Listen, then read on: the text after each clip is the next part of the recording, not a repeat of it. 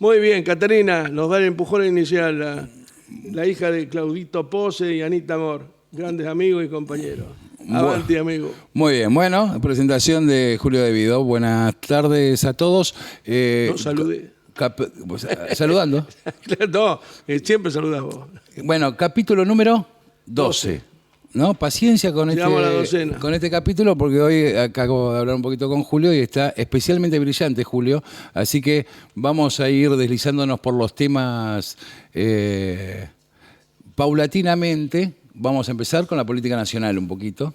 Vamos a caminar por la política internacional y después vamos a hablar de algunos libros que tiene ahí Julio y de algunas ideas, cómo se conecta todo con todo, como tratamos de hacer siempre en esta conversación que tenemos toda la semana, los martes a las 20 horas. Che, Julio, política nacional. El gobierno la semana pasada sufrió como que este programa económico, plan económico, lo que fuera que implementó el gobierno, empieza a tener fisuras. Se le empieza a generar fisuras. Centralmente, para mi visión, la fisura es la economía real, más que la macroeconomía que le gusta hablar del gobierno. ¿Por qué? Porque la situación... me pasó algo hoy. Por cuestiones hogareñas, tuve contacto con mucha gente de laburo, y hay como mucho desánimo en la gente, ¿viste? Como que la gente la está pasando mal, realmente mal en la vida cotidiana. Y eso más allá, y digo gente que inclusive votó a Milei, como que hay una tristeza latente en la gente. ¿A quién votaban antes? No, desconozco. En su gran mayoría votaban al peronismo. Realmente, es decir, cuando fue la elección, el balotaje, ¿te acordás que Cristina decía que esa elección iba a ser una elección de tercios? Y no fue de tercio, fue de tercio, está bien, fue de tercio, pero no fue un tercio, sino fue 2 tercios, 1 tercio. Prácticamente perdimos por 2 tercios, no llegó a eso, pero tendió a eso. Es decir, claramente los que más votos perdieron fuimos los peronistas. Y esos votos que votaron a Milei hoy no ven una propuesta y un análisis correcto de la situación. Lo que vos estás haciendo, mirá, hace a una pequeña separata que había hecho de conducción política, me viene al pelo la palabra situación que vos usaste. Vos hablabas de una situación que más que cerca de una explosión, está cerca de una implosión, es decir, hay un desánimo muy grande. Y lo que creo fundamentalmente es que hay un problema de comprensión de los sectores de la oposición a poder interpretar y dar una respuesta conceptual, política, con un programática a esa cuestión. Y en varias charlas anteriores habíamos hablado de que lo importante en la política, esto está en nuestro manual de conducción política del general Perón, lo importante es saber analizar la situación. Y acá tenemos un párrafo digamos, un pequeño, un párrafo del manual de conducción política que dice hay que conocer y vivir la situación. Entonces Perón dice, yo observo muchas veces que vienen algunos a hablar conmigo que son hombres que viven acá, pongamos la oposición, y andan aquí. Los escucho un rato y me dan ganas de preguntarle, dígame, amigo, ¿usted viene del Japón o de la China, que no sabe lo que está pasando en la República Argentina? Cuando vemos en esta etapa de conformación de listas, bueno, alguien que critica a las candidaturas testimoniales, pero de aquellos que se presentan para después renunciar y seguir en el cargo que están. Me refiero a muchísimos intendentes, que yo creo que en ese caso sería una cuestión de mantenimiento, no de construcción de poder, pero de tratar de mantener el poder a partir del voto popular, porque no hay nadie en su distrito que sube más que ellos. Pero mucho más grave aún, a mi criterio, y es tan o más testimonial que la otra, si la queremos calificar o categorizar democráticamente, es aquel que hoy detenta el cargo de intendente y va a renunciar para ser diputado, cuando la gente lo votó por 4 años para un cargo ejecutivo. Bueno, este es un problema. Y dice, hay tantos hombres de esos, y a lo mejor, cosa que es cierto, porque uno los escucha hablar en la televisión, y a lo mejor le viene a dar consejo a uno, decía Perón. De manera que es un principio fundamental que no solamente hay que comprender, analizar la situación, sino que el que conduce, hablemos de un intendente, un gobernador, tiene que vivirla. Y entonces dice, no solo hay que conocerla, hay que vivirla, porque hay cosas que no se perciben, solamente se sienten, que es lo que vos recién contabas, vos sentiste, vos lo percibiste, estabas mirando objetivamente la situación, objetivamente y sensorialmente en el ánimo de tus vecinos, de tus convecinos. De manera que es un principio fundamental, dice, hay que vivirla, no solo hay que conocerla. La vida, y dice, hay que dar a la epidermis esa sensibilidad que solo se obtiene mediante la acción, la vida permanente dentro de la situación. La información es sin duda uno de los grandes principios de toda conducción. Bueno, muy bien. Creo que esto vale más, son 5 renglones, pero vale más que 100.000 palabras que podamos decir nosotros.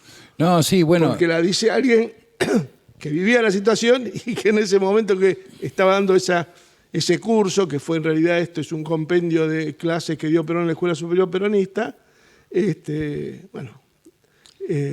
es algo que nos sigue faltando, ¿no? Es decir, un instituto en donde se atesore, se categorice de acuerdo al momento y a la etapa la situación, lo que era la Escuela Superior Peronista, que podía tener cualquier otro nombre.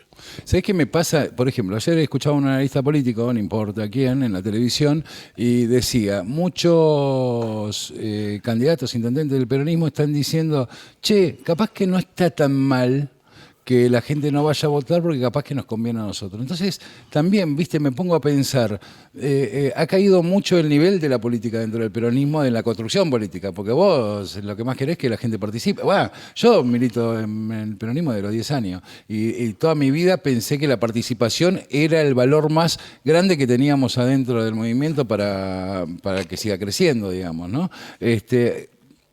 Qué lejos estamos de lo que vos decís siempre, de hay que armar un programa si ni siquiera llegamos a pensar en que la participación es el elemento fundamental en la construcción política. Sin duda. Creo que no solamente la participación, sino vivir la melange de todos los días. La melange, como decía también Perón cuando analizaba las campañas de Napoleón, que Napoleón explicaba en sus libros, en sus textos, que cuando él lograba transmitir, que era lo que quería hacer en la batalla del día siguiente, juntaba a los suboficiales primero, a los oficiales, y también hablaba con la tropa. Dice, cuando yo lograba transmitir lo que quería hacer, como la cuestión táctica del triunfo, porque como decíamos en días pasados, como pone Gramsci, la estrategia siempre está en el pueblo. Es decir, la estrategia, pero Napoleón describía tácticamente cómo tenía que ser el orden de la batalla. Pero si no estaba la voluntad humana de poder inclusive hasta sacrificar su vida en aras de un objetivo, de un triunfo militar, en el caso evidentemente cualquier táctica hubiera fracasado.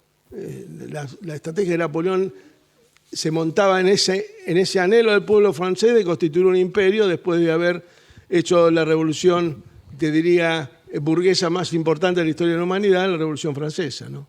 Bueno, pero por eso... Cuando vos lográs imbuir, él decía, discúlpame, él decía, cuando vos lográs imbuir que tu táctica es la mejor manera de llevar a cabo la estrategia que tiene la gente, la base de la gente, el pueblo francés, la tropa, al otro día, cuando empieza la melange le llaman los franceses, digamos, bélicamente, cuando se cruzan los primeros sables, digamos, él decía, hay como un murmullo, un rumor, algo, una fuerza material y espiritual que lleva a la conducción sobre los hombros de los conducidos, en definitiva. porque son quienes fijan la estrategia. Ahí por eso digo que estamos un poco complicados, porque si la estrategia o el sujeto es el pueblo de la historia, y los dirigentes políticos de nuestro espacio, los que nos conducen al fin y al cabo de alguna manera, mal, bien, como fuera, deciden o piensan, El problema es que hoy no está bueno participar. Bueno, el problema grave es que hoy nadie conduce tácticamente. Y al no haber una conducción táctica y estar en un fin de periodo histórico, como claramente yo creo que la victoria o la derrota del peronismo, para ser más claro, como categoría política, por decir, lo de Milei no sé si fue una victoria. Después vamos a hablar del tema de las victorias. Pero no fue una... Yo creo que fue el fin de una etapa histórica del peronismo, no el fin del peronismo, de una etapa histórica. Se cierra una etapa histórica. El peronismo es lógico. Es decir, cuando no hay posibilidad de que haya una conducción que tácticamente nos lleve a los objetivos, evidentemente lo estratégico se empieza a diluir y hay confusión, hay dispersión y fundamentalmente, no te digo que desaparece la estrategia, pero sí se confunde, no hay homogeneidad, no hay coherencia y por supuesto, ¿cómo va a participar la gente si no hay nadie que pueda organizar o conducir? Perón plantea claramente, lo único perfecto puede ser la organización. Los hombres siempre son imperfectos por su naturaleza, como decíamos cuando hablamos del libro Todo fluye de Basil y Grossman. Por eso digo, a ver, vos siempre estuviste esta semana dando un par de entrevistas, ¿no? Entre ellas a Pedro... En Gelatina, Pedro Rosenblatt. A Rosenblatt, en Gelatina. Una entrevista muy interesante que se la recomendamos, está ahí por las redes. En Gelatina, justamente. Che, pero en un momento determinado él te hace una enumeración de las cantidades de cosas que hicieron en lo que se llamó la década ganada, cuando vos eras ministro de Planificación Federal, y te pregunta, ¿se puede volver a hacer esto? Y vos decís, por supuesto, sí. Se puede, haciendo más o menos lo mismo que hicimos en esa época, pero antes tenemos que tener un programa, decías vos, ¿no? Que es algo que decimos acá permanentemente y me gusta volver sobre ese tema porque en algún momento hay que construirlo eso. Y hay que buscar la forma de cómo se hace. Pero digo, previamente hay un caso, hay que dirimir quién conduce ese proceso. ¿Cómo se hace con eso? ¿Cómo se hace con esto de que yo escuchaba lo que pasaba con, lo voy a mencionar únicamente, pero no importa los nombres para que haya referencia. Grabois diciendo no voy a ser candidato, yo voy a ser candidato sí o sí, si está el otro, Massa en este caso, podría haber sido cualquiera, no importa tanto, y del otro lado contestándole, y se termina haciendo discusiones realmente banales con este sufrimiento que vemos nosotros, lo que pasa a la gente hoy, el pueblo argentino hoy con el modelo económico Bueno, ¿no? esa suerte de conducciones, digamos, que son satélites del movimiento central, del peronismo, normalmente viste que ellos se tratan de segmentar del Partido Justicialista, se dicen miembros de un movimiento peronista que está todavía que no tiene una conducción global, claramente. Grabois que sacó el 6-7% en la elección cuando se presentó enfrentando a Massa en las PASO, sí. En las PASO. No sé, tal vez hoy tenga más, pero mi opinión es que si no va bajo el paraguas del peronismo, por ser del peronismo en su conjunto, no en el sector que potencialmente puede seguirlo a él, por afuera, yo no esos liderazgos cuando no están englobados o bajo digamos, no quisiera decir la protección, pero bajo la cúpula, digamos, de un movimiento como el peronismo, se diluyen. ¿Cuántos votos sacó? Mirá vos, Cristina, en el 2017, bueno, fue dentro del peronismo la persona que más votos sacó, lejos de... pero no fue como Unidad Ciudadana y le regaló el sello del peronismo a Randazzo. Sacó 5 puntos. Con 5 puntos logró que ella perdiera, pero tampoco ganó él. ¿Quién ganó? Macri. Y ahí fuimos todos presos y la persecución se profundizó. ¿Qué quiero decir con esto? que te pueden hacer perder, pero de ninguna manera son los que te hacen ganar. Es decir, cuando están adentro no son significativos y nunca quieren aceptar las reglas generales. Pero la culpa no es de Grabois, vos sabés que siempre he sido muy crítico de él. Él existe y puede plantear lo que plantea porque el peronismo no define democráticamente sus candidaturas. Y tampoco en un programa. Él aparentemente plantea un programa, ahí tiene Argentina Humana, no sé cómo se llama exactamente, pero evidentemente no llega a superar el 6% como el que sumó en su momento. Capaz que ahora tiene más, no lo sé. Pero, a ver, cuando uno hace la lista artesanalmente y no democráticamente, como fue la lista que se armó, por ejemplo, para el 6 de septiembre en provincia de Buenos Aires, bueno, cualquiera que se te pare y te grite enfrente diciendo que está mal lo que estás haciendo, tiene razón. Con lo cual no quiero decir que él tenga razón. Creo que, de última, si fueron tan valientes para poder constituir una lista a espaldas de todos los afiliados, entre los cuales me encuentro, y seguramente vos también, porque no creo que hayas participado en el armado de esa lista, ni creo que tampoco adherirías a ese modo. Y yo no me sentiría cómodo. ¿Y sabés por qué repiten tanto? Y hay compañeros que hoy son senadores y mañana, y ya se te habla de que van a volver a hacerlo, que tienen 52, 53 años y fueron 4 años legisladores de la Ciudad de Buenos Aires, 6 años legisladores nacionales. Senadores nacionales, y ahora aspiran a 6 años más. Los ponen porque si dicen, bueno, vamos a ponerlo a pose de candidato. Que es un cineasta, un tipo interesante, compañero, pim, pum, pam, quedaría lo mismo. Si te ponen en la lista y dice peronismo y demás, se les pudre. Porque si rompen el círculo donde están todos, si ponen uno de afuera del círculo, se les complica. Entonces... ¿Qué se les complica? Y se les complica el armado, porque el armado tiene que ser cerrado. Cuando vos haces una lista entre 10, si son 11 es un problema. Claramente, son siempre lo mismo. ¿Lo ves que son siempre los mismos candidatos? A ver, el peronismo tiene tan pocos afiliados para que un tipo pueda ir por una... o algún compañero hizo alguna gestión tan importante como diputado en la provincia, como senador nacional y demás, como para decir, no, a este vamos a apoyarlo porque es un tipo que se ilusiona, el Senado sacó tal ley, mejoró a la provincia que representa. Un carajo. O sea...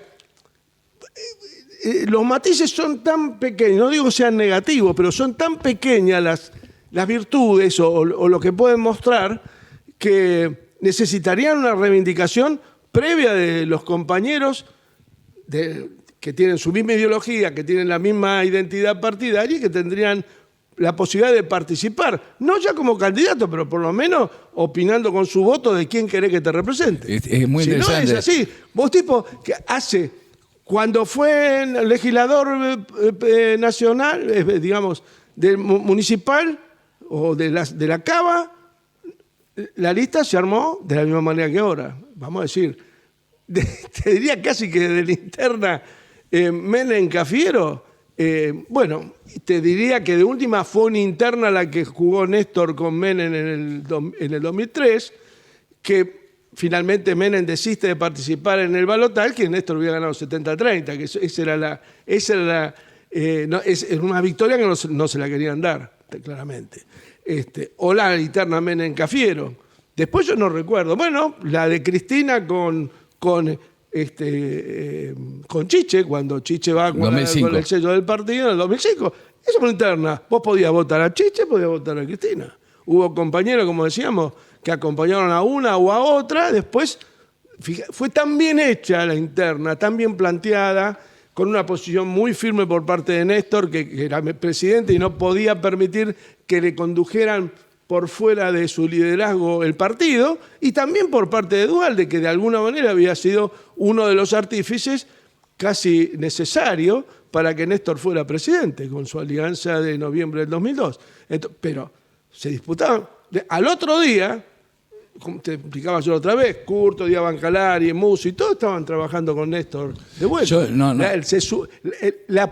La democratización de la interna a través de la elección general, porque no había paso en ese momento, hizo posible que el peronismo saliera de esa interna fortificado, como salió en la después de la interna Menem Cafiero, lo que decíamos ahora último del tema de Néstor con Menem. Vos sabés que, bueno, no sé si te referís al mismo caso, pero hoy le escuchaba a la periodista Nancy Pasos hacer un análisis, creo que me estás hablando de lo mismo, de Recalde, en la ciudad de Buenos Aires, ¿no? Entonces ella hacía este análisis.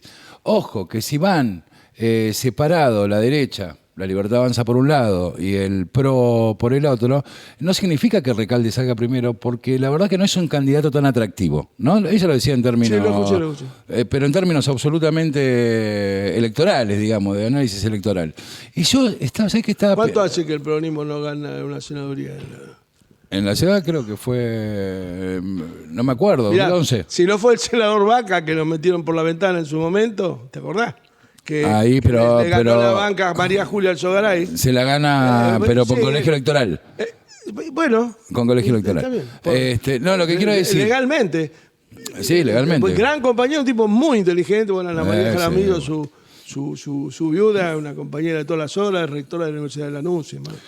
Lo que quiero decir es, digo, pero si sabés, che, está la oportunidad, ojo que si hacés numeritos, en términos a ver, electorales, digo, en ese hacés caso, numeritos, ponés un candidato a muy ver, bueno, podés ser el perdón, segundo candidato perdón, inclusive. pero en ese caso hubo un colegio electoral. Mira, yo por Héctor Dualde, el padre de él, tengo un respeto. Recalde. Héctor Recalde. Tengo un respeto muy importante. Estuvo en el grupo Calafate, murió a los 84 años y fue diputado en una oportunidad cuando fue compañero mío, era el presidente del bloque. Y además un liderazgo en materia del derecho laboral y demás. Tampoco tengo nada contra Dualde, contra Mariano Recalde, en absoluto.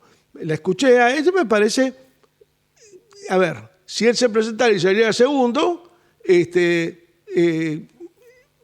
no le pasaría nada distinto que lo que le pasó a él mismo con la otra elección y lo que nos pasó a todos, creo que desde la época de Vaca, que por lo menos hubo una instancia institucional donde se definió,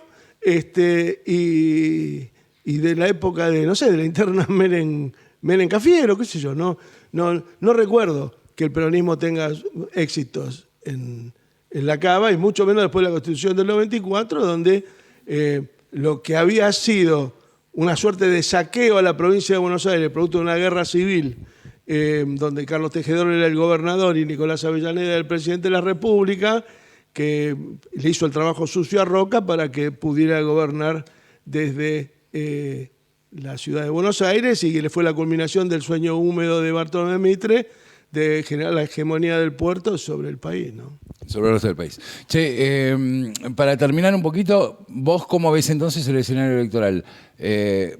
Provincia de Buenos Aires, yo te doy mi sensación. Mi sensación es que el peronismo está muy competitivo específicamente por las condiciones objetivas que hay en la economía actual, digamos. Que está, la situación está compleja. Si votara el 80% del electorado, te diría que sí. Ahora, si vota el 50%...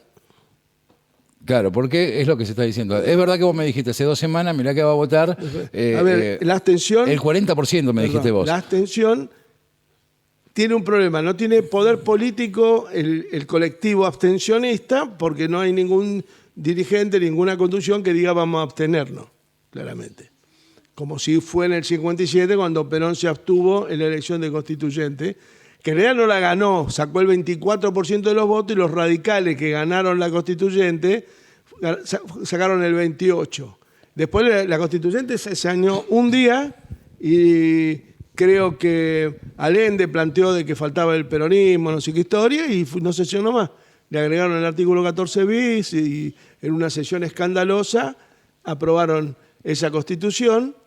La del 94 formalmente fue más prolija, pero los resultados fueron nefastos. La prueba la estamos teniendo ahora. Milei es hijo de la Constitución del 94. Mi Macri un poco también. Y más o menos también. No sé si tanto, porque tenía otra estructura. El radicalismo jugó más abiertamente con Macri, institucionalmente. No, pero esto de que los últimos presidentes sean todos de la ciudad de Buenos Aires... Está bien, pero ¿no? La Libertad Avanza del 2023 no es Juntos por el Cambio del 2015. Juntos por el Cambio era una estructura política con base institucional, fundamentalmente en el radicalismo, que le prestó todo el apoyo. El famoso congreso, creo que fue en Gualeguaychú, que donde, bueno, Ricardo Alfonsín planteó una cuestión de no ir con la derecha, evocando la memoria de su padre, que dijo, bueno, vamos a perder 700 veces, pero nunca vamos a votar a la derecha. Bueno, perdió ese esquema, sí, y terminaron construyendo. Pero es verdad que venía de antes. El radicalismo en realidad es una máquina de entregarse, pues no más que de entregar, no sé si entregar, qué sé yo, de entregarse a sí mismo en sus convicciones. En las comisiones de Leandro Alem, las de bueno, Irigoyen y demás, fueron siempre resignando, y fundamentalmente a partir de la bestia negra que es el peronismo, ¿no? Sí, bueno, porque claramente yo creo que si Irigoyen hubiese estado vivo en la época de Perón, hubiese sido peronista, probablemente. Digo, eso hubiese estado junto en algún momento. Sí, es una ucronía, pero bueno. Distópico, como dicen ahora. ¿Cómo es el escenario? ¿Qué pasa? Te tiro dos situaciones. Situación 1, gana el peronismo en la provincia de Buenos Aires. Situación 2, gana la Libertad Avanza. ¿Qué pasa con la Argentina en las dos situaciones, teniendo en cuenta lo que pasó en la economía, el dólar medio que es muy inestable centralmente? Sí, yo creo que he escuchado algún comentario por ahí, pero creo que lo que nadie está leyendo es lo que hablábamos antes, de que nunca he visto muchos gobiernos argentinos totalmente cohesionados con las políticas de los Estados Unidos, con la política exterior de Estados Unidos, claramente, muchos. Menem mandó fragata al Golfo, que después dicen que fueron el origen de los atentados que hubo acá en la Embajada de Israel y a la AMIA, más allá de las investigaciones que hay respecto a eso. En el último periodo de Alfonsín también hay sí, pero digamos, después de la ida de Greenspoon, cuando viene el enfrentamiento con el Fondo Monetario, que finalmente Broderson y Zurril firman algo parecido a la historia de Guzmán, en definitiva. Creo que marca claramente que el problema argentino es la deuda, esencialmente. Pero nunca he visto ningún gobierno que adhiriera, aún por segmentos. De hecho, Alfonsín tuvo el famoso discurso frente a Reagan, sí, en la Casa Blanca, que bueno, es una bandera para los radicales, qué sé yo, me parece. Está bien, y creo que es una cosa buena, me parece. Buen discurso, sí. Buen discurso, sí, bien. Pero el problema es que después vinieron a surrir el Plan Primavera. El problema es lo que se hace, el problema no lo que se dice, lo que claro. decía Perón, la acción. Lo que acabamos de leer. Es muy sencillo. Pero sí, esas contradicciones siempre han como devorado por dentro el radicalismo, ¿no? Como una pasión. ¿Viste? Siempre se habla que las pasiones queman, esas son pero pasiones negativas, ¿no? Casi que más que quemar, son como una implosión, ¿no? Te deshacen por adentro. Bueno, me parece que nunca he visto un gobierno tan aliado con Estados Unidos, pero que además tenga una correspondencia directa por ahora con los Estados Unidos. Claramente, De la Rúa también la tenía, el megacanje, el blindaje, todo eso fue de esa época. Lo fueron acompañando. Hasta que le soltaron la mano. Lo acompañaron hasta la puerta del cementerio. Recordemos que cuando va Cavallo a pedir, cuando no tenía el apoyo del fondo, va Cavallo a pedirle al secretario del Tesoro, que se llamaba Taylor, una ayuda a través del fondo, lo que fuera. El tipo le responde que él no puede ayudar a los argentinos a pagar la deuda tomando recursos impositivos de los plomeros norteamericanos y de los sastres, no sé qué. Hizo una comparación de ese tipo. Y ahí vino el principio del fin. Ahí fue, le cerraron la puerta. Eso no se ve. Claramente te diría que en términos relativos la situación en el último año de la alianza hubo deflación. ¿Está? O sea, en términos relativos, la economía argentina estaba en un estadio muy superior. Y si bien Cavallo apeló a las cuestiones del déficit cero, que después hablamos otras veces, tuvieron el rechazo de los gobernadores liderados por Néstor. Ahí Néstor toma un liderazgo muy importante que sin ese liderazgo, pues todos dicen, no, llegó porque acordó con Duhalde. No, el acuerdo con Duhalde fue producto de ese protagonismo que él tuvo y demostró en la gestión donde se pelearon las cuestiones de las provincias, cuando el desastre que se venía en términos de la deuda, la Argentina no podía responder y que pretendían hacer que congeláramos las vacantes de los hospitales, por ejemplo. Un desastre. Bueno, una cosa que era imposible de las escuelas, era imposible de materializar en términos, sin suspender el servicio, a eso voy. Bueno, Néstor lideró eso, claramente. Eso hizo, claramente fue el trampolín de construcción de poder político de Néstor y claramente marcó una distopía con los norteamericanos que le dijeron que no te vamos a ayudar, cosa que ahora no sucede. Este escenario que se presentaba ya el viernes pasado, cuando el dólar llegó a casi 1.400 al tope de la banda, era un escenario en donde el Fondo Monetario no aprobaba esos 2.000 millones de dólares que van a durar 3 días. Y nada, se le va a 400, 500 dólares millones a veces por día, hay veces por semana, pero que fueran por semana, en un mes no lo tenés más. Les va a costar llegar a octubre y van a tener que tener algún otro salvavidas. Si bien Bessent, el secretario del Tesoro actual, no Taylor, sino Bessent, vino a la Argentina, puso la cara acá y finalmente les dijo que en última instancia siempre van a tener el apoyo de ellos. Obviamente, Trump mediante. Más allá que no se pudo sacar la foto con Trump, ¿viste? Porque hay que ver las cosas, lo figurado que le pasa a Milei y lo real que pasa, más allá de que Trump no es que le negó la foto, no coincidieron los horarios, qué sé yo, más allá de todo, que no lo recibió en la Casa Blanca. O sea, evidentemente, para Trump no significa, en términos de política interna, sí externa, ese apoyo sin condiciones de la Argentina, sacarse una foto con Milei en la Casa Blanca no le garpa. Claramente. No, claramente. Creo que más que no le garpa, le saca.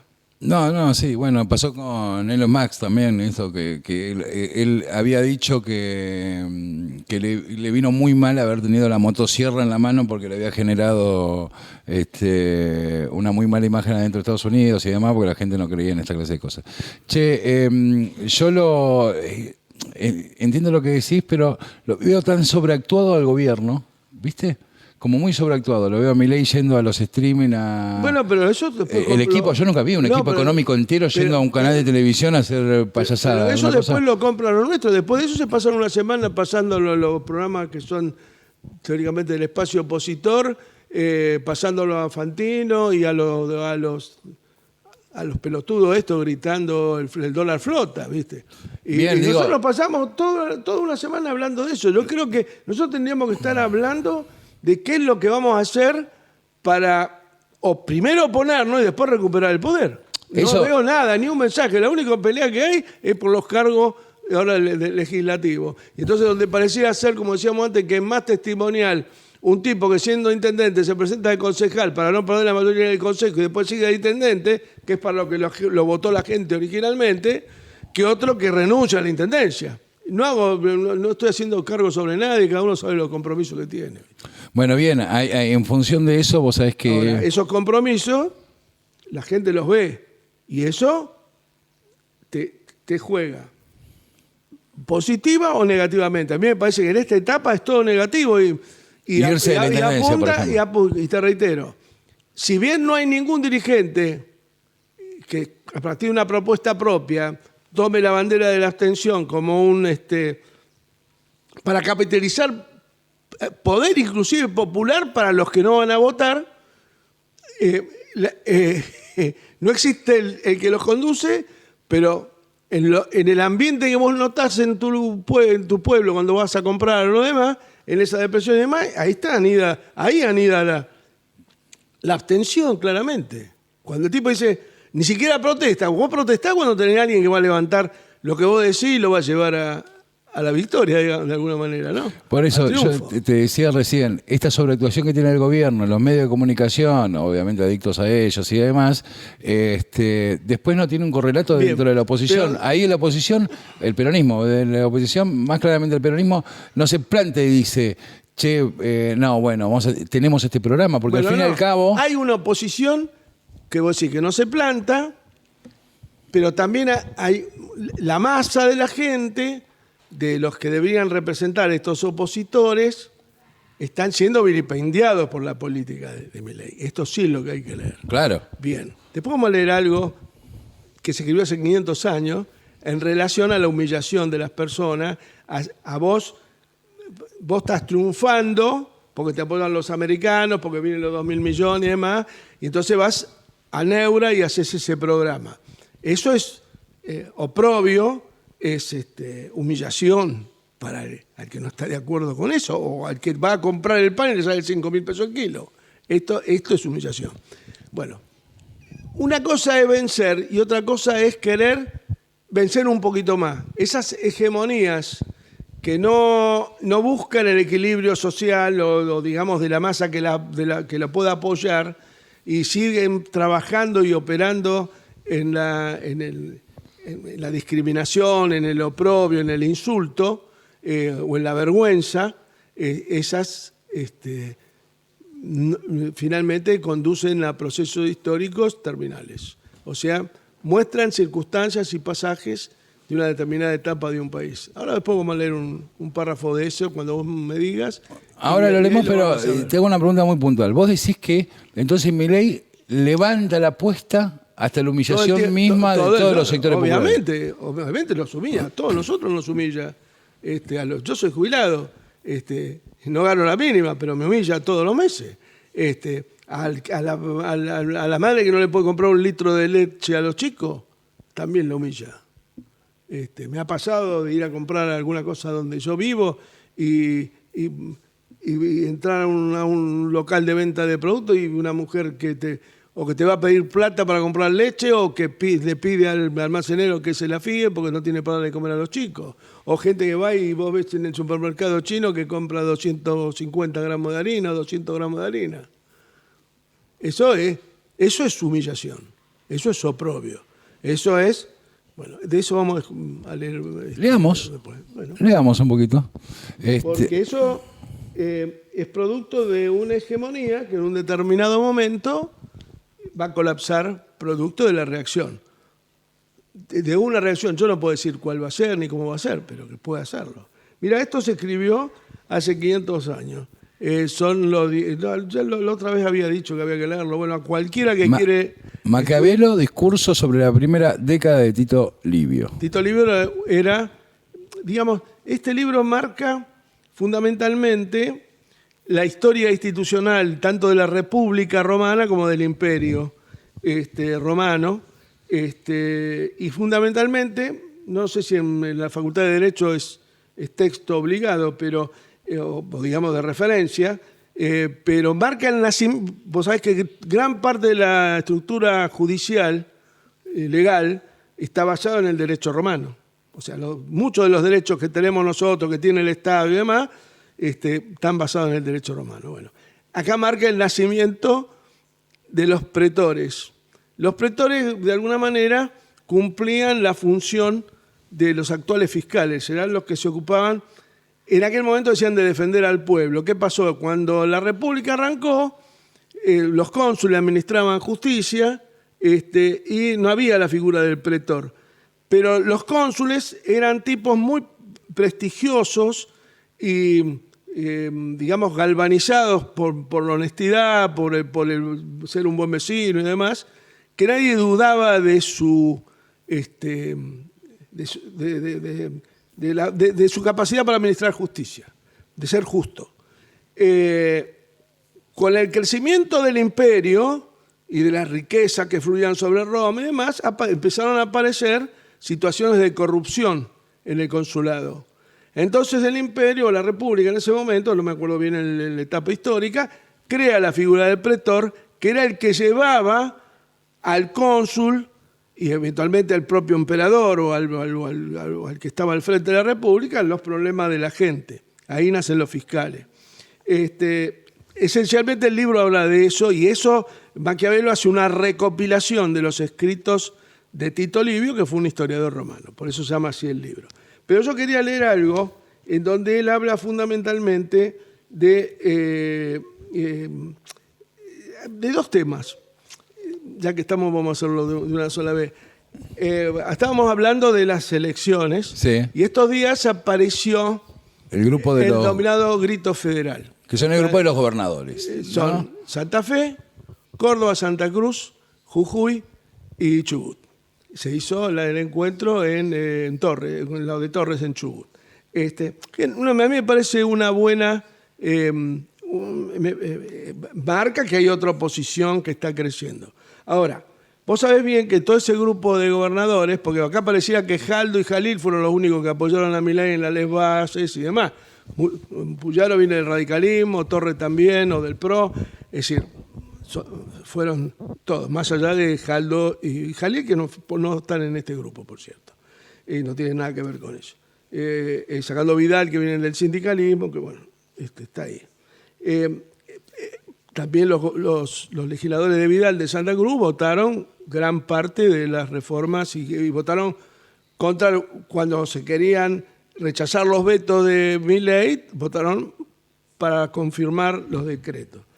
Esto hace que en su momento estuvieron en un lado y ahora están pasándose hacia otro lado. Entonces, acá Maquiavelo, hace 500 años en este libro, escribía algo que es muy cortito. Se refiere a los malos y los buenos, pero no necesariamente hablamos de malo o bueno, sino de actitudes. Dice, porque el que ha aparecido como bueno durante un tiempo, en este caso fue al revés, para mi modo de ver, en el apoyo a Milei, para mí eso era malo, pero vale el ejemplo de todas maneras. Y quiere volverse malo para su conveniencia, o bueno para su conveniencia, es lo mismo, debe hacerlo con los debidos medios y conducirse bien en cada ocasión que pase de un lado a otro. Si quiere que antes de que el cambio de naturaleza lo aleje de los favores viejos, ¿no? Los favores que pudo haber recibido del gobierno, favores en el sentido de que cambiaban votos por obras o por fondos. No digo que eso esté mal, hay que gobernar. Algunos eligen ese camino. No fue el que hizo Néstor cuando era gobernador de Santa Cruz. Pero bueno, haya ganado, cuando se aleje de los favores viejos, haya ganado muchos nuevos. Es decir, si alguno de ellos, José Vidal, que estuvo muy cercano al peronismo, logra articular con el peronismo de Santa Cruz o los de Chubut mismo, que dado que Torres no lo es, y construir, me parece bárbaro. Eso le va a significar un crecimiento y de alguna manera le va a permitir en algún momento plantearse la autocrítica de haber apoyado lo que ahora denosta, porque en definitiva, lo que cuando vos votabas esas leyes, si vos tenés medio centímetro de capacidad de comprender la situación, no vamos a hablar de ser bueno, inteligente, malo, bruto, dice de tal modo que su autoridad no disminuya. De otro modo, encontrándose descubierto, si la gente ve que ese cambio de malo a bueno, en este caso, no es genuino, dice, de otro modo, encontrándose descubierto, no es una traición, pero es ese camiseteo, y bueno, y sin amigos sucumbirá. Esto tienen que tener cuidado. Es decir, no es que ahora dijeron vamos a hacer el grito federal y mañana los diputados de ellos estén, digamos, votando a favor del veto de Milei contra los jubilados o contra cosas. Ahí la cosa le va a pasar, lo peor que le puede pasar a un político es no ser creíble, digamos. Y bueno, vamos a ver cómo se desarrollan esas situaciones. Bien. Pero respecto al tema de la humillación, hay un párrafo. también humillados los gobernadores por el presidente, ¿viste? Porque es un método la humillación de construcción del presidente. Para que haya humillación tiene que haber un humillador y un humillado. Hay veces, Yo he escuchado a los diputados, a todos, no decía esto sí, esto no, decirle ratas inmundas, Sí, una cosa ladrones, que- coimeros, y nadie planteaban algunos con mucha histeria, una cuestión de privilegio y nada más. Mirá el caso Libra, por ejemplo. ¿A qué te referís con el caso Libra? Y que no hay No, se cayó la comisión. de hecho. por eso se cayó. No está armada la comisión de juicio político. Habiendo un caso como el Libra, que podría meritarlo. O habiendo un caso, bueno, como el ministro de Justicia con la cámara oculta. Sí, esta. esa cámara oculta. Bueno, acá Vergonzosa, habla de lo vamos a que, decirlo, no puedo. significa el vilipendio y justamente la humillación. Maquiavelo dice que el vilipendio y el improperio generan odio contra quienes los usan, sin utilidad alguna para ellos. Que es lo que hacen. Vos, y después vamos a ir al otro punto que habla de las victorias, ¿no? Dice, respecto a lo que recién decía, como se ha dicho arriba, tanto estimaron los romanos que era dañino vilipendiar a los hombres, ¿no? Y reprocharles alguna vergüenza, es decir, avergonzarlos, porque no hay nada que encienda tanto los ánimos ni genere mayor desprecio, dicho en serio o en broma, ¿no? Es decir, Claro. o que vos agredas en broma. Es peor a veces, la sátira. Y el otro artículo, que digamos el capítulo 28 que le sigue, 27, dice, a los príncipes, a las repúblicas y a los gobernantes prácticamente, prudentes, les debe bastar convencer, porque casi siempre cuando ello no basta se pierde. Entonces plantea que cuando Aníbal gana la batalla de Canas en la guerra púnicas, contra el Imperio Romano, Canas quedaba muy cerca de Roma, murieron como 200.000 romanos, una cosa así, fue una derrota fenomenal. Entonces Aníbal, el cartaginés, envía a Cartago, le informa de su victoria y el significado de la victoria y pide ayuda. Entonces en el Senado de Cartago, fíjate que había tanto Senado en Roma en ese momento, que estaban las caterinarias famosas que decían que había que llevar la guerra justamente a Cartago y no combatir nunca en territorio propio. Ahí está. Si cuando los gobernadores ceden y te llevan la pelea adentro, ¿viste? Después viene el poder central, el hegemónico, y te arma la lista para comprometerte los diputados provinciales. Claro. Es lo que está para la provincia de Buenos Aires. Bien. Entonces, había un senador que se llamaba Anón, un viejo prudente ciudadano, un cartaginés, aconsejó que se usara sabiamente esa victoria, estableciendo la paz con los romanos, al poder hacerla en condiciones honorables por haber vencido, y que no se esperara hacerla después de la derrota, porque la intención de los cartagineses debería ser demostrarle a los romanos que podían vencerlos, y además, habiendo tenido una victoria, se tratara de no perderla por la esperanza de una victoria mayor. Esto no va. Y termina después del artículo, dice, pero los hombres cometen el error, vos sabés cómo terminó Cartago finalmente, de no saber poner fin a sus esperanzas y basándose en ellas, sin hacer las cuentas con otros elementos, se arruinan. Claro. Bien. Bueno, ahí hablas un poquito, se habla un poquito también de la relación de fuerza, digamos, ¿no? Cómo se construyen las relaciones de fuerza. Cuando vos tenés una hegemonía política, no ofender... No someter hasta el exterminio, humillar, intentar de... aunque tengas un opositor, no ofenderlo ni humillarlo, porque dice, las peores derrotas surgen de los hombres que han sido avergonzados, que han sido proviados, ¿no? Bueno, vos sabés que también estaba... dice Maquiavelo, el príncipe conjuga con no es ni el antecesor ni el posterior. No, ni el posterior, conjuga con este libro. Vos sabés que no tiene importancia si fue... Un poco lo que hablabas antes con respecto a los procesos electorales de las minorías que están dentro del movimiento, que te pueden lastimar cuando se van, pero cuando están adentro no representan la centralidad, ¿no? Dabas el ejemplo, estábamos hablando de Grabois y demás. Y escuché... No, que esos tipos te crecen adentro cuando vos no tenés democracia interna. Porque si hubieran, en el caso del peronismo, un personaje como Grabois les crece adentro porque no hay democracia interna. Entonces viene... Bueno, Grabois era empleado del Vaticano. Venía mandado por Francisco y demás. Tenía un halo casi de santidad. Y no lo estoy juzgando, ya todo el mundo sabe sí. lo que pienso de él y todo el mundo sabe lo que él piensa de mí, así que no tiene sentido discutir están hablando de Maquiavelo y de algo que se vivió hace 500 años con tanta sabiduría de hablar de esto. Pero estos tipos surgen adentro, como en su momento surgió el Chacho Álvarez, surgen adentro, surgen como un ave fénix que están impolutos, nunca tocaron un ladrillo, nunca hicieron una obra, ¿no? Entonces nadie los acusa de nada. Entonces surgen impolutos y se presentan como la contracara del desgaste que te genera el poder cotidiano. Y eso siempre pasa, y sobre todo cuando vos armás las listas entre gallo y medianoche.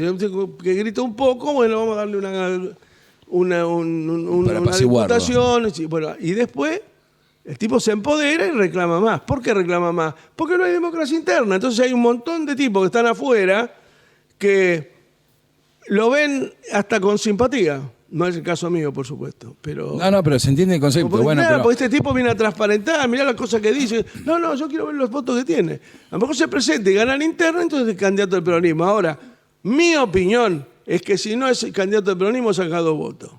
no, bueno, por eso. Bueno, pero ahí lo que digo es, mira, la vez pasada uno de nuestros amigos que nos siguen decían, y ya varios han puesto en los comentarios, nos ponen, bueno, programas ya hay, ¿no? Entonces mencionan diversos compañeros que dicen que tienen programas, entre ellos Graboy, Moreno, el compañero Yerbe. Entonces yo digo, ¿los programas se construyen así? Tanto que acá repetimos mucho que se tiene que construir un programa. ¿Se construyen desde una persona hacia abajo como iluminando? ¿Se construyen de abajo hacia arriba? ¿O es un ida y vuelta entre la conducción y la militancia? ¿Cómo se construye un programa? Mirá,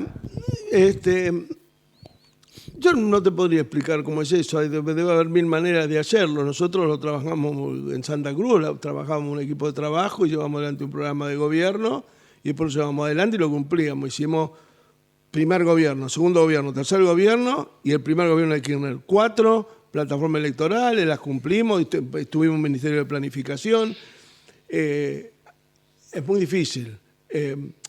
Guillermo plantea cuestiones económicas que son muy racionales, muy serias y que yo creo que plantea cosas que son correctas. Pero hay otras cosas como la política exterior o el planteo de la posibilidad de una alianza del peronismo con Villarroel y demás, y eso me hace mucho ruido. Creo que en el caso de él, a lo mejor, esa suerte de excentricidades, yo las quiero ver así para no pensar otra cosa. Ocultan y tapan, se quieren mover como Milei de alguna manera para hacerse ver, para sobreactuar, vos lo dijiste antes del término, y no terminan de explicar todo lo que saben en materia económica o todo lo que hizo, por ejemplo, en materia de comunicaciones. Guillermo nunca habla de eso.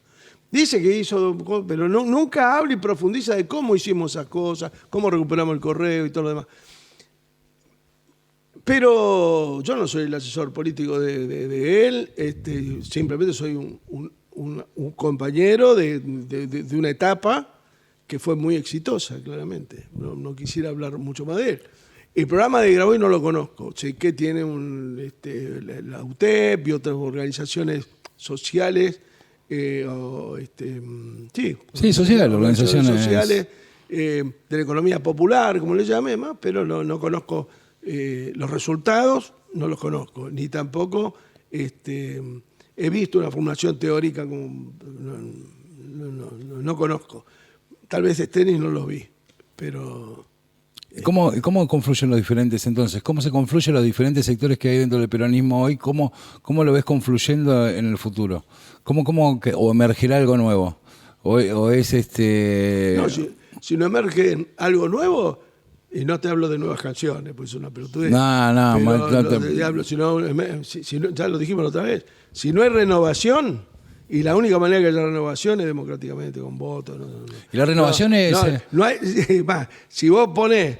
No importa que una persona tenga 50 años y si hace 22 que fue funcionario, concejal o legislador, diputado de la legislatura de Buenos Aires o senador o lo que fuera.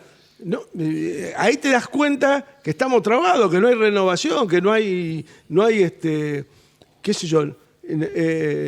yo fui ministro a los 41 años, no tenía 30 ni 20, y después fui ministro todo el tiempo y nada más. No, pero sobre lo que construía políticamente Néstor, y Néstor encabezaba y conducía un movimiento, y claramente después del 2010, de su fallecimiento, si evaluamos la historia, más allá del último triunfo del 2011, que fue fantástico, pero claramente que estaba la impronta de él ahí, ¿no? Y su sacrificio personal, el haber jugado con candidaturas testimoniales, ahora aborrecidas, como si la primera vez que sucedieran, y donde fueron fundamentales para conservar el territorio. Si nosotros perdíamos los territorios en esa etapa, hubiera sido un problema muy grande. Si bien tuvimos costo por perder esa elección, rápidamente retomamos la iniciativa, que es lo que nos llevó luego al triunfo del 2011.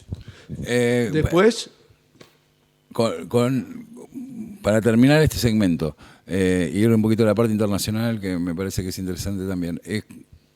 Cuando hablas de renovación, ¿hablamos de renovación generacional o, yo te digo mi opinión, para mí es más, esto comillado, que se entienda, la renovación tiene que ser más de clase o de intereses, digamos, hay que renovar en espacios de qué intereses representamos. ¿A qué se refiere uno cuando habla de renovación? No, la afluencia, el afluir de nuevas caras, no producto de que sos bonito o que podés memorizar a un filósofo o a un economista francés, sino un producto de una tarea militante, de pelea interna y de debate interno que te lleve a ocupar los lugares, los sitios que después los compañeros y la ciudadanía van a votar y elegir. Claramente, nosotros no tenemos democracia interna y eso nos ha bloqueado. Al no tener una conducción consolidada, nos ha bloqueado, no hay renovación. Te acabo de explicar cómo puede ser. El ejemplo lo dio sin quererlo Nancy Paso del Mediodía, yo también le escuché. Y claramente, y no es una cuestión personal con Mariano ni con nadie. Nunca hablamos de cuestiones personales. Viéndola la historia, digamos, es la... ¿cuántos senadores se eligen en Buenos Aires? El peronismo. ¿Cuántos va a elegir? De acuerdo al último tramo, a los últimos 15 años. Uno, sí, claramente. Con suerte. Con suerte. Si, sí. no, si se desdobla. Si se rompe la derecha, digamos. Podemos correr hasta ese riesgo de perder el senador. Y sí. Pero no por culpa de Recalde, sino del método. Claro, si sí, se hiciera una método. elección y digamos, yo no voto acá en provincia, pero todos los compañeros porteños votan a Mariano para que sea candidato, evidentemente las posibilidades del triunfo, o por lo menos de tener un segundo lugar con más del 30% de los votos, es muy importante. Ahora, no veo eso. No. Lo que está mal es el sistema, la organización. Pero este librito dice claramente, los hombres son imperfectos, lo que no son, solo las organizaciones son perfectas y se arman bien, a pesar que la conducen los hombres. ¿Por qué? Porque hay normas que se establecen por consenso de cómo elegir los candidatos y demás, y todos nos atenemos a esas normas que son las de las organizaciones. Las normas son como las tablas de la ley que bajó Moisés del monte Sinaí y estaban grabadas en piedra. Claro, estamos un poco lejos de eso. Che, vamos a cambiar a política internacional. Te llevo un poquito a qué pasa con Rusia, qué pasa con la guerra Rusia-Ucrania. Vos venís diciendo que se está yendo el verano allá, y que Rusia, ¿qué le está pasando? ¿Está avanzando? ¿No? Sí, digamos, está logrando los objetivos estratégicos que se trató, que se trazó cuando fue la llamada Operación Ucrania, no sé el nombre que tenía la operación que empezó en el 22, tomando localidades estratégicas, nodos logísticos muy importantes y demás. Creo que eso es muy significativo. Me parece que Rusia, yo escucho a algunos analistas y demás, prácticamente en términos bélico la guerra la tiene ganada, y a esto marca la desesperación, tal vez la desesperación, la inquietud de Trump de no poder logrado la victoria, la paz en 48 horas. Putin el otro día reunió a unos periodistas de distintos países, hizo una conferencia de prensa. Dice él, nosotros lo que buscábamos era consolidar la independencia del Donbass y Lugansk, creo que eran dos o tres diría, pequeños estados dentro de esas inmensidades que son esos territorios. Y donde hay población centralmente rusa. Rusoparlante. Rusoparlantes. Rusoparlante. Yo no estuve ni en Lugansk ni en Donetsk, con lo cual no te puedo decir son rusoparlantes, no lo sé. Pero digamos el planteo de Putin.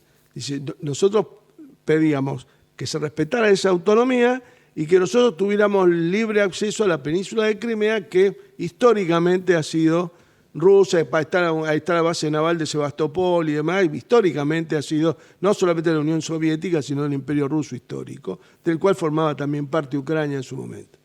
Quería un paso franco, como quien dice, como tiene Rusia para ir a Kaliningrado, que es otro de los temas que se habló en estos días, que es producto, digamos, de la reacción de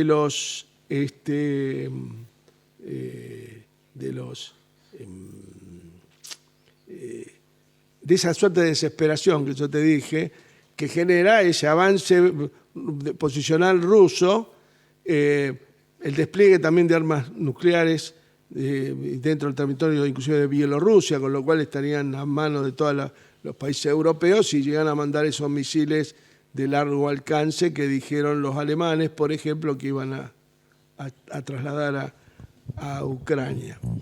¿Qué hizo Estados Unidos? Desplegó tácticamente submarinos, creo que en el mar Báltico y en el mar Mediterráneo. O sea que Rusia puede salir al mar a través del mar Mediterráneo, vía del mar Negro, pasando por los estrechos de Dardanelos, el mar de Mármara, que están en Turquía, digamos, en la salida, y por el mar Báltico arriba, por San Petersburgo y por Kaliningrado. Cuando terminó la guerra, ¿cuál fue? Era en Königsgrad, era una ciudad alemana. Le queda a Rusia el enclave ese, que fue lo primero que tomó cuando hizo la ofensiva final sobre Berlín, digamos, la rama del ejército norte, la columna norte del ejército, tomó esa localización porque es el único mar de esa zona del mar Báltico que no se congela en el invierno y le permite a la flota rusa tener salida hacia el Atlántico vía por los estrechos que quedan ahí en la península escandinava, Skagerrak y Kattegat, salen al Océano Atlántico, y al Mar Norte y al Océano Atlántico, o sea, salen todo el frente norte de Europa y es estratégico para ellos. Entonces empezaron a trascender operaciones de prensa en el sentido que la OTAN iba a tomar el puerto de Kaliningrado, o iba a tomar acciones para tomar el puerto. Eso hizo que, leí, no sé en qué lugar físicamente están, que hubo desplazamiento también de submarinos chinos, digamos, despliegue táctico nada más, no era para, más que táctico, sí es para táctico, para tener, es como que se muestran los dos perros que se muestran los dientes. Estaban los submarinos americanos, bueno, los chinos, los rusos movilizaron también submarinos. Y la amenaza sobre Kaliningrado, más la amenaza de los misiles que podían entrar a Rusia. Claramente, Trump dijo que en ese momento ellos estaban dispuestos a negociar solamente Donetsk, Lugansk y el paso a Crimea. Y los ucranianos dijeron, nosotros vamos a luchar. Bueno, vamos a luchar, luchamos, dijo. Y es lo que está pasando ahora con las consecuencias que están teniendo para los ucranianos, que son muy graves, sumadas también a la debilidad institucional que tiene Zelensky, porque en función de la ley marcial no hay elecciones está con mandato vencido. Vencido entre comillas porque algunos, he escuchado en YouTube, algunos constitucionalistas europeos o ucranianos inclusive, que la Constitución aparentemente no es clara en el sentido de que el mandato esté vencido, que está suspendida el proceso electoral y nada más. Pero son cuestiones pero como lo que hablábamos de acá, falta de representatividad te empieza a generar un problema. Es otra cosa. Bueno, y paralelamente, el compañero Esteche está por sacar un libro sobre, ahora después vamos a mostrar la tapa, pero no salió todavía, sobre el Seguel, que es, Seguel se llama las zonas del oeste de África, mediterráneo son, Burkina Faso, Malí, han formado como una confederación conducida por el presidente de Burkina Faso, que se llama Traoré. El Perón, le dicen, ¿no? Sí, es un capitán del ejército. Es un tipo que plantea cuestiones de la justicia social y demás. Y están con Malí. Pero ha nacionalizado recursos. Sí. Nacionalismo revolucionario. Y soberanista, porque los echó a los franceses, que Macron dijo que eran ingratos con él, y la verdad que los franceses lo único que han hecho de ahí es sacar recursos. Que han sido ingratos no con Macron, sino con Francia, con la potencia colonial. Francia queda en Costa de Marfil, que es el único que no ha adherido a la región. Te reitero, creo que está Mauritania, Malí, República Centroafricana, y Burkina Faso sí, porque conduce Traoré. El que está liderando un poco esa asociación es Traoré. Y, joven, aparte, ¿no? Sí, joven, debe tener, no sé si tiene 40 años. Es 40 capitán años, del ejército. Capitán, claro. Joven. Pero esta semana hubo hay un muy buen programa de radio en la 530, la Radio de las Madres, que conduce Atilio Borón, sí. Los sábados, se llama Diálogo Internacional. Bueno, había alguien que también conoce la situación ahí, como Esteche, y explicaban de que había ido un funcionario de Burkina Faso a Costa de Marfil, a buscar o a generar un proceso de acercamiento con los dirigentes locales, y aparentemente lo asesinaron. No sería nada raro que fuera una provocación de Francia para armar para generar un conflicto interno ahí. Es un tema que no es menor. Ese es un proceso interesante. Bueno, interesante el libro de Fernando. ¿Tiene nombre el libro ya? Sí. Tiene nombre, pero todavía no sabía. Quería recomendar otro libro de él que lo presté, no sé a quién, y no me lo devolvieron. Siempre hay que anotar a quién se le prestan los libros. ¿Qué va a ser? Bueno, te decía que hay dos libros, en aras de recomendar libros, hay dos libros de Fernando Esteche que son muy buenos. Fernando es un tipo de un nivel intelectual muy importante, superior en algunos temas, además de haber sido un buen compañero de detención. Uno se llama Destinado por la Providencia, que es que habla de que lo presté. No volvió más, no sé. Ese es el que no volvió. Sí, bueno, que si lo está viendo, creo que va a venir sepa. a ver, y me va a traer, me dijo. Bueno, que es un libro que habla de la presencia norteamericana en América Central fundamentalmente, y en toda la zona, usurpada México en su momento, ¿no?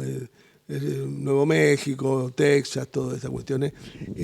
El sistema de colonización que tenían ellos, que dieron lugar, por ejemplo, en Centroamérica, a la United Fruit Company, todas las compañías mal llamadas bananeras, porque no son todas bananeras, pero que salió el tema de la República Bananera y todas estas cuestiones dramáticas que han tenido los distintos gobiernos soberanistas, como el de Sandino y demás, que fueron eyectados por estos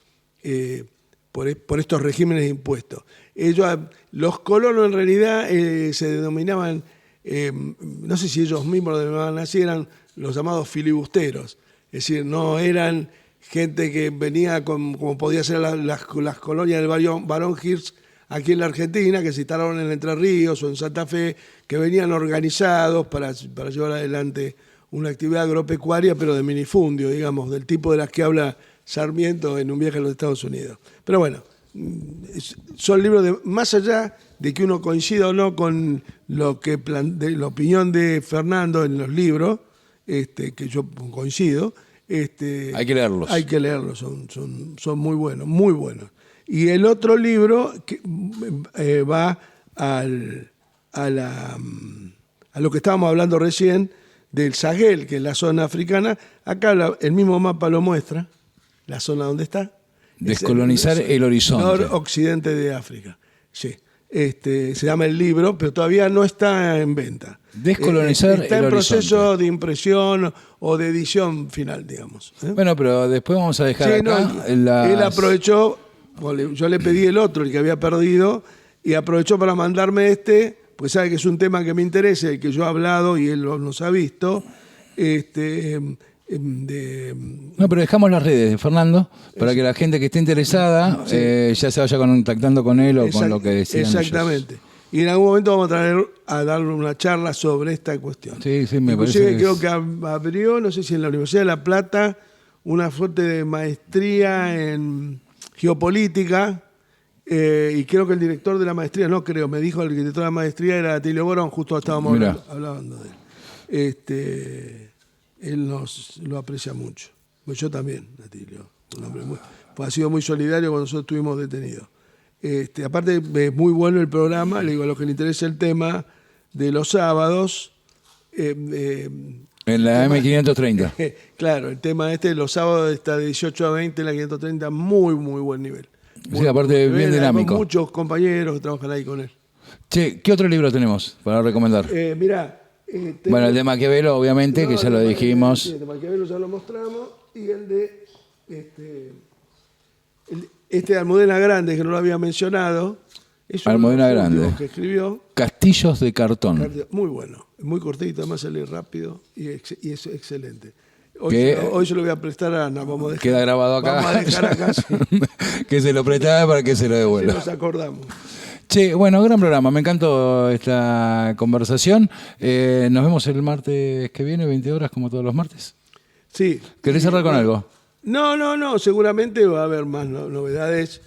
Ya se cierran las alianzas. No hablamos del acuerdo de la Libertad Avanza con el intento de acuerdo donde Jorge Macri aparentemente no está de acuerdo y Mauricio Macri aparentemente tendría otra estrategia para poder armar las listas para los diputados nacionales y senadores de la Ciudad de Buenos Aires que se eligen en octubre. Creo que yo lo veo noviembre, no sé cuándo. Octubre, pero lo veo medio complicado el cierre, porque si yo hago números, me parece que al PRO no le estaría conveniendo cerrar. Al PRO dijo que en senadores no negocia. Ellos pedían. Están en negociación. Vamos a ver qué pasa.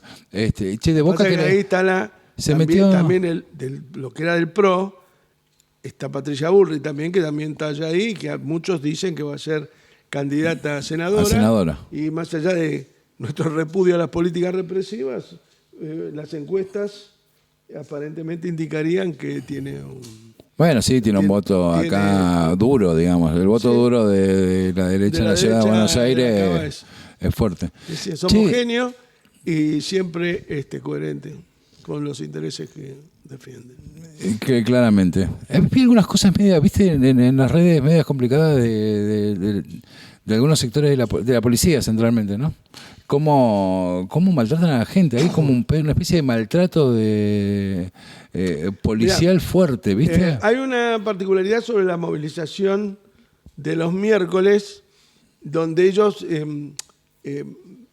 me parece a mí que como son pocos, no es de muy valiente, no son muchos los que van, entonces el proceso represivo más que nada muestran el aparato represivo. Obviamente hay cabezas rotas, bueno, el caso de Grillo y demás. Entonces, cuando uno anda con armas, las armas finalmente son complicadas. Maquiavelo también dice que cuando vos entregás armas y la gente las tiene para usarlas después. Sí, es verdad. Che, te cierro con un temita rápido. En Estados Unidos que tiene el famoso la ley del rifle famosa, que las matanzas en las escuelas, porque los pibes Y en Venezuela pasa un caso similar, ¿eh? Venezuela Sí, también tiene un problema con eso, va, ¿no? En la medida que se vaya liberalizando el uso de las armas, Se complica. Che, se metió Macri con el tema Boca, ¿viste? Ahora. De nuevo. Con ¿Un el tema? tema Boca. ¿Querés hablar un poquito del tema? No tenés ganas. No. Te pregunto. De River sí que le hablamos. Ya está, las elecciones están garantizadas. Hay participación interna y demás. no, Aparentemente. yo como siempre deseo fervientemente que gane la Libertadores. Nosotros. Toda la suerte del mundo. Sí, Deseo. eso porque me entusiasmas. Bueno, no querés hablar. Bueno, nos Y vemos. después, bueno, lo de Riquelme, pero claro, que del otro lado está el infierno. Está el infierno, están tan los de malos, miedo. como decíamos la otra vez. Lo que pasa es que ayer escuchaba a Horacio Pagani, que es muy amigo de él, o por lo menos un admirador cerrado de él como futbolista, y él le aconsejaba correrse de la conducción del fútbol, traer un manager o alguien que lo aleje a él de la cotidianeidad. De todas maneras, creo que más allá del momento desastroso que está Boca, y del cual obviamente el presidente es responsable. Futbolísticamente igual. Porque el club está ordenado, digamos, después.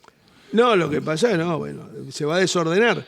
Un club como Boca, como River, si no participa en la Sudamericana, en la Libertadores, si se queda en el octavo de final afuera de la Copa Argentina, ¿cómo recauda? Tenés que recaudar. Hay que mantener. Vos sabés que Pero la economía, además de expectativa, es flujo y stock. Y sí. Si vos podés tener, Boca tiene stock, como vos bien decías. Ahora, si el flujo se corta, el stock desaparece en minutos. Hay una cuestión de mala suerte también, porque el fútbol también es azar, ¿o no? Digo yo, no Ustedes entiendo. tuvieron 18 años de mala suerte, pero bueno. Y era mala leche, al fin y al cabo. Se fueron a la vez. Pero bueno. Sí, ahí el diablo metió un poquito la cola también. Nosotros no. No. ¿Quién es nosotros? Ustedes echan la culpa a don Julio. Sí, un poquito. ¿Pero qué quieren? Lo fueron a putear ahí. Y a Simeone. Yo le tengo un problema a Simeone muy grande. Con Simeone. Porque Simeone nos generó un quilombo ahí con los... No, un día lo hablaremos. Pero el Simeone nos deja a River muy complicados. Mirá, muy yo complicados. creo que el problema... A ver... del final previo al descenso, empezó, que yo me acuerde, empezó en un partido en la cancha de Boca, donde el hijo de Lustó, bien digo, cobra un penal a favor de Boca, aparentemente muy discutible. Muy discutible. No recuerdo. No era una grosería, pero se podía no haber cobrado. Y eso fue lo que lo llevó a Pasarela a ir a discutirle a don Julio. Todo. Y un desastre. El tema de los penales y todo lo demás. Ahora, yo lo conocí a don Julio y no creo que él haya sido partícipe de eso. No, desconozco. No voy a hacer. Sí, no, hay que llorar. Hubo No. Hubo un partido con Lanús sobre el final, bastante parecido al que perdimos nosotros el otro día en la Copa Argentina, que perdieron 3-1, que dominaban todo el partido, pero la pelota no entraba. Bueno, también son... Hay azar, es un juego. El juego tiene un toque de azar. Bueno, nos vemos el martes que viene, hablamos de todo, hasta de tu querido club. No, y de tú también. Y el mío también. Jugamos la B, los 18 años. Sí, todas esas cosas malas. Igual yo no mal usted. pero no reniego tanto. Vos sabés que no tengo un problema con el tema de la B. Me puse triste todo, pero eso, ¿sabés cuál es mi teoría? Es una mancha que no se borra nunca. No pasa nada, porque en la vida te pueden pasar esas cosas, pero volvimos mucho más populares. ¿No te parece eso? No. Yo tengo muchos amigos hinchas de River y todo. ¿No te parece que lo respeto, pero... ¿Cuál es el más calentón de todos sus amigos de River que le mandás cosas y se calienta? Barata. ¿Barata se calienta? Yo no me caliento, ¿viste? No digo nada. Y mi abogado, Rujón, también. También, ¿no? Bueno. Picate, ahí no puedo joder, ¿viste? No. Nos vemos el martes que viene, 20 horas como siempre. Gracias, Julio. Bueno.